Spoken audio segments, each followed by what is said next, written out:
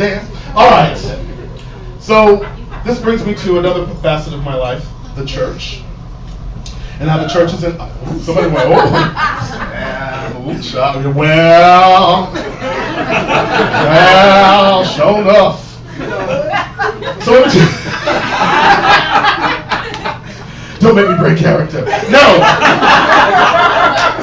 So this part of my life was kind of weird because I grew up in the church, and we had this really, people that know about the black church, you know that the black southern churches are even crazier, right? This is a great energy. It's just, But when you realize in the process that you yourself are different, and how you feel doesn't necessarily match up with what everybody else is saying, because see, they used to have this thing about the choir directors, The choir director is always kind of funny, right? And they used to pick on this one choir director from this church. His name was Warren Malone. Let me tell you about Warren Malone. Warren Malone used to break that organ down. Yeah, Warren Malone would break this organ down, honey. He would play that thing. You'd be jumping up and down. And everybody used to talk smack about him until the day he left, went to LA, got on The Price is Right, won the double showcase, and drove that Cadillac back to Texas, baby. Yeah, you talk about Warren Malone if you want, rest in peace, but that bitch worked it out. But needless to say, that was the environment. And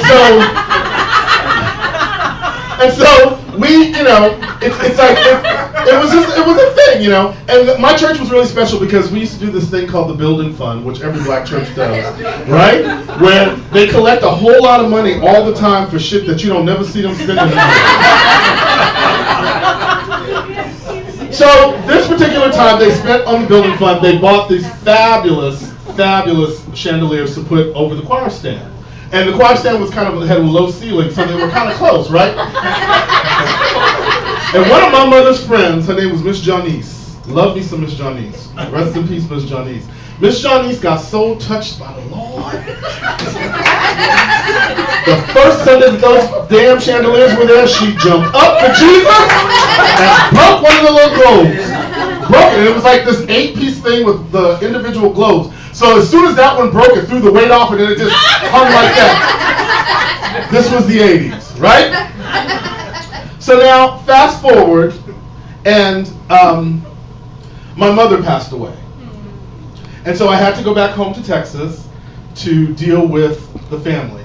But what was interesting, the week before I left, now those of you who know me know that I work at Sirius XM Radio, right? Right? Shout out to Sirius.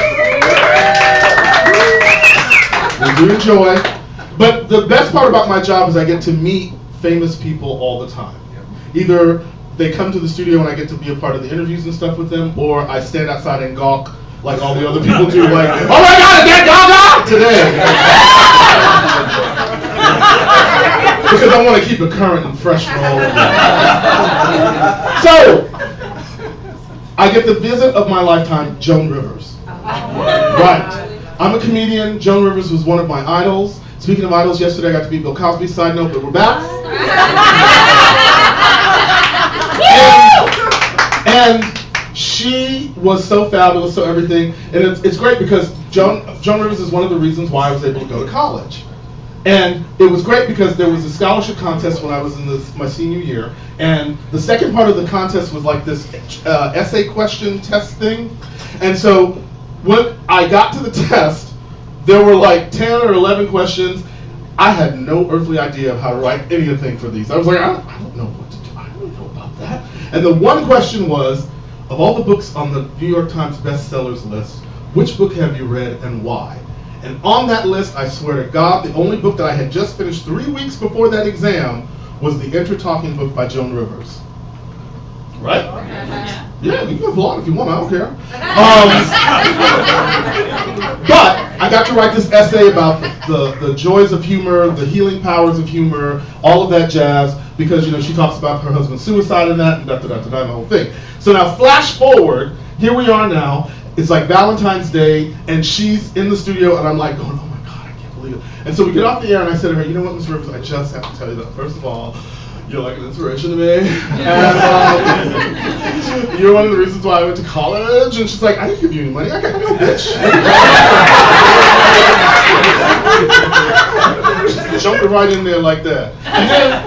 And then I said to her, I said, but it's so funny because that whole chapter that you talked about your husband when he committed suicide and what you were doing to get through it, and she goes, darling, let me tell you. If whatever tragedy that you're in the middle of, if you can just find a sliver of laughter within that tragedy, you're going to survive it. And then 3 days later, I got the phone call that my mother had died in the nursing home. And so I have to now get to Galveston. I have to deal with my father. I got to deal with my mother, and it's just a whole emotional kind of roller coaster thing, right? So we get everything together. We're doing what we're supposed to do. And the day before we're supposed to have the funeral, one of my mother's friends, Miss Mary comes. She was my mother's hairdresser, and she used to do Miss Ethel's hair twice every 2 weeks.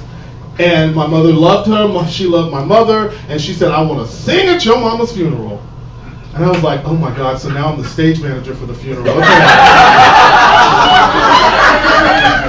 Normally I would like 32 bars up tempo and bring shoes that you can move in, but whatever. It's just like, okay, just go. So I say, sure, come, you can sing at my mother's funeral. And now we're having the funeral at my old church. We get to the church, right? And I start the procession. We're moving my mother into the church. The vestibule doors open, and I look up in the choir stand, and I swear to God, 35 years later, they have not fixed the chandelier. They have been collecting building fund money all of this time, and they have yet to buy a goddamn globe to balance out the fucking chandelier in the church house. I swear to God. And I'm looking at this, my mother's in the casket, we're pushing, and I went, you've got to be kidding me.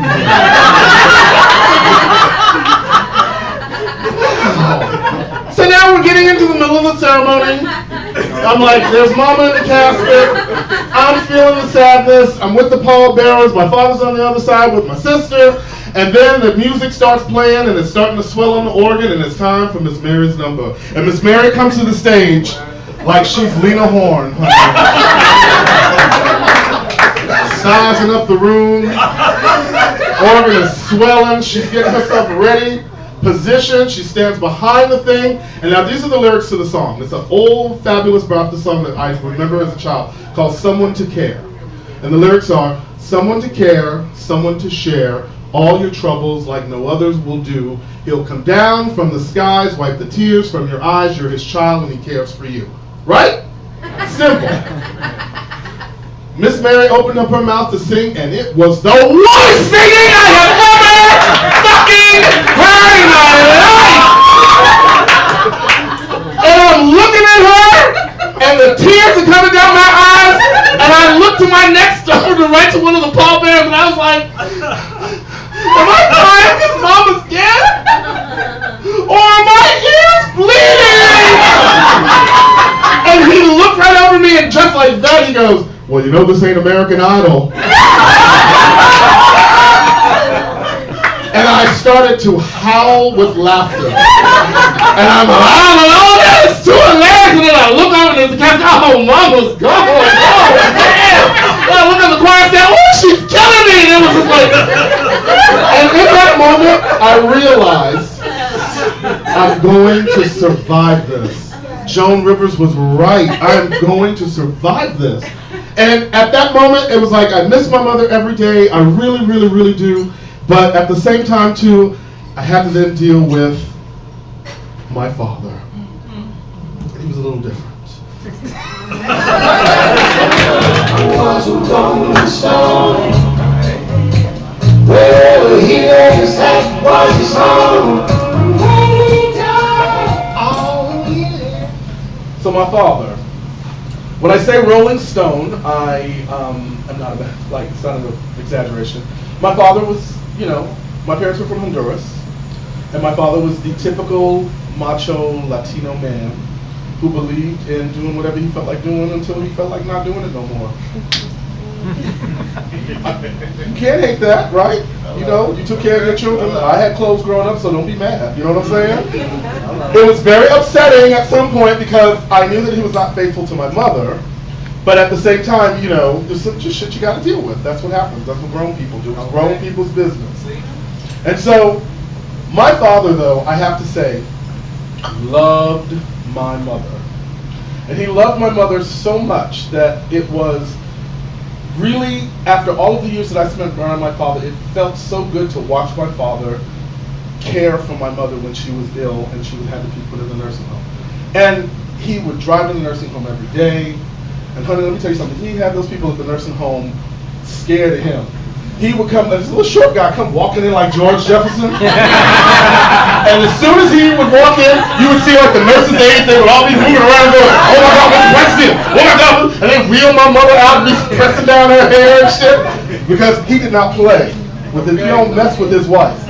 And it was truly for me the most beautiful thing that I'd ever seen in my life. And it was weird because in that moment, it was like I kind of found myself falling in love with my father, if that makes any sense.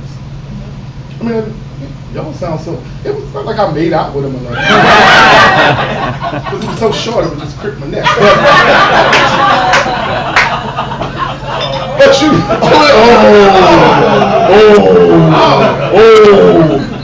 But the thing is that in that moment, I recognized that how much I fell for my father and I fell for that love. And it was, it's a very interesting thing to witness because a lot of gay kids don't have that feeling like that. You kind of figure that part out. And so in the final 2 weeks after my mom had passed, I was with my father, and he taught me how to make something that I always loved, which was his famous cornbread dressing. The cornbread with the livers and the gizzards, and you kind of grind it into the thing with the sauteed vegetables, and then you throw in it. Shit was fabulous. And it would be the treat that I would get every time I would come home to visit my father. And so while we were doing this, my mom had passed away, and we were kind of having one of those tender moments, and the whole time I was just looking at my father like, I love this. And so I asked him, I said, in my family, I am the youngest son. My older brother is like 6 or 7 years older than me, and my oldest brother is like 14 years older than me. And so I said to my father, I was like, so let me get this. Was I like the accident baby?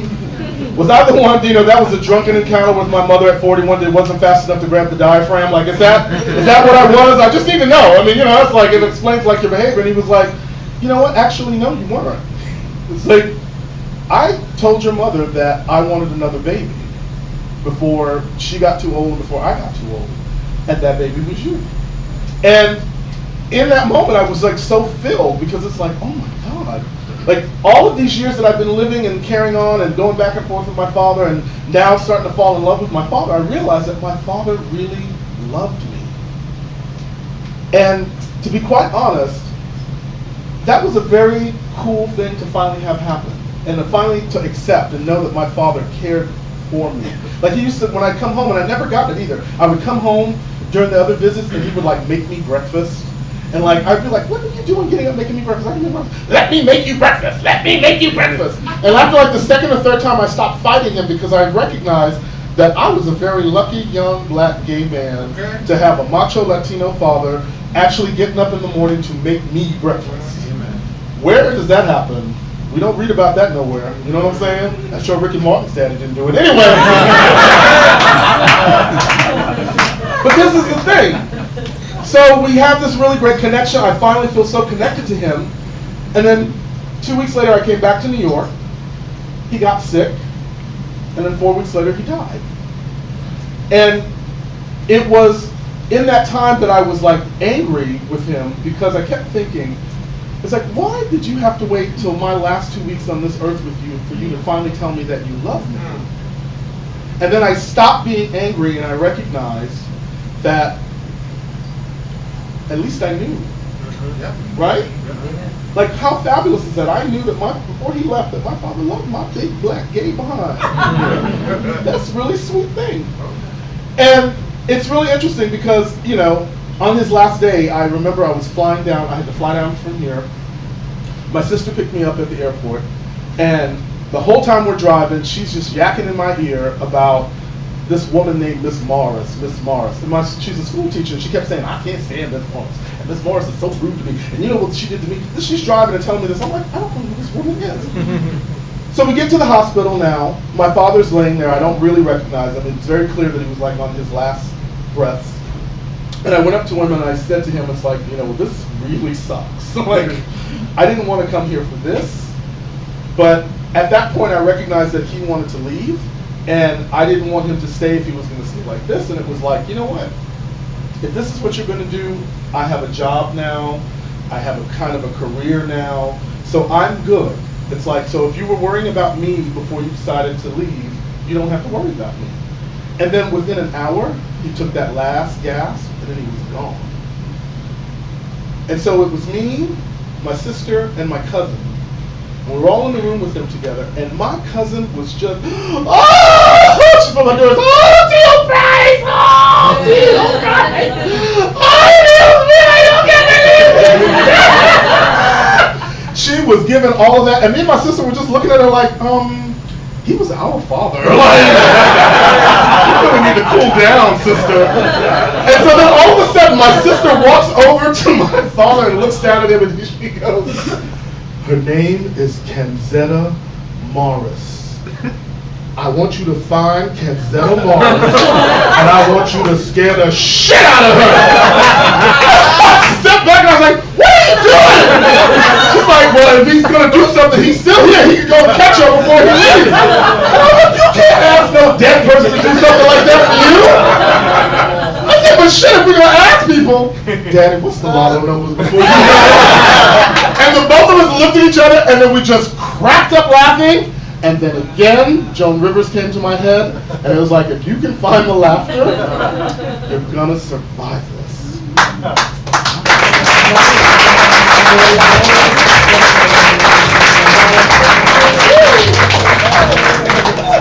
My heart belongs to Daddy.